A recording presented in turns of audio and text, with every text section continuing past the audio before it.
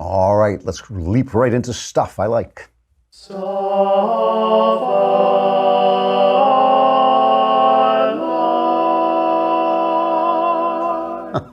That's a little barbershop quartet there. Jason Kaspar sent that one in. We're still vetting them, so keep sending. We'll play them. All right, now on stuff I like, I have been very, very careful not to allow any form of nepotism or friendship to affect my choices of the things I recommend, because I don't want this to become a forum where I'm constantly being called up and people are saying, oh, can you put my stuff on stuff I like? So I haven't done that. I'm making an exception in this case because of my own feelings about this. And I want to talk about the book of Isaiah, or as the British say, Isaiah, because the British are just so annoying. Now, the book of Isaiah, the prophet Isaiah, is the book that Jesus quoted more than any other. And the reason, when you read it, seems obvious. It's because Isaiah's theme is that you should not depend on the physical world, you should depend on God. So that if you are in a political jam and you go to an ally to make you stronger, but you're not depending on God, that ally will not help you in the end. If you are doing sacrifices, bringing sacrifices to God, he doesn't care if you're not just, if you're not righteous. He wants you to depend on him and follow the meaning of things, not just the physical world. And obviously that was very much Jesus's theme. One of the reasons Isaiah can be very difficult to understand is because he's talking about a political situations that obviously don't exist anymore. It's thousands of years ago. And sometimes it's hard to understand why he's referring to, say Egypt or, Assyria or whatever country he is referring to. It's as if I said, Russia is meddling with our elections, and they found that 4,000 years from now, and Russia had no meaning anymore. They didn't know what Russia was or what it meant to me. So it can be very difficult. And so it needs to be a very clear translation. Let me just read a little bit of a new translation of the first book of Isaiah.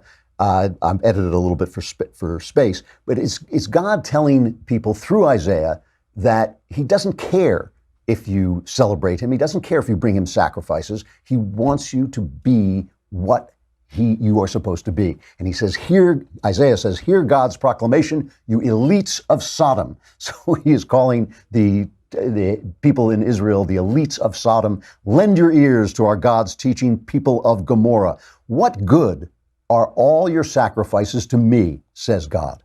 I'm stuffed full. Offerings of goats, milk from fat cows, bull's blood, sheep and rams, I take no pleasure in them. When you come to show yourselves before me, who asked for that from you? To trample my courtyards? No more. Stop bringing worthless gifts, sweet-smelling incense. It's vile to me. When you stretch out your palms, I'll hide my eyes from you. Even when you multiply your prayers, you'll get no audience from me. Your hands are full of blood. Wash. Get pure.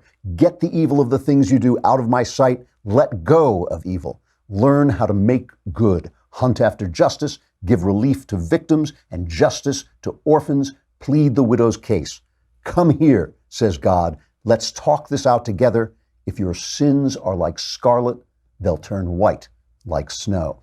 This is a brand new translation by my son Spencer, who is a brilliant scholar at Oxford, and he is crowd editing this. He is putting it up chapter by chapter on his website and wants you to read it and send him your opinions of how the translation reads, how it feels to you. And I think it is a really worthwhile project because he calls it the Isaiah Project, and we need a new translation of this book because it can become very obscure over time, even though obviously the King James is a beautiful translation. It gets hard to read over time. So he's going to publish this one chapter at a time, and he would love to have you come and read it and comment on it.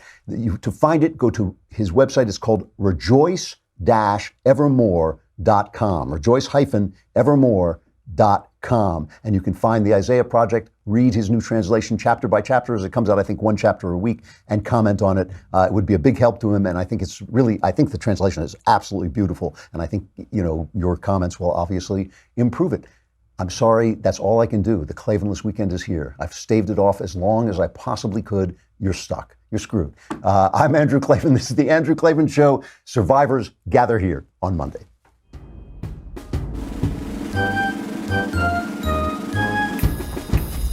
Oh, hooray,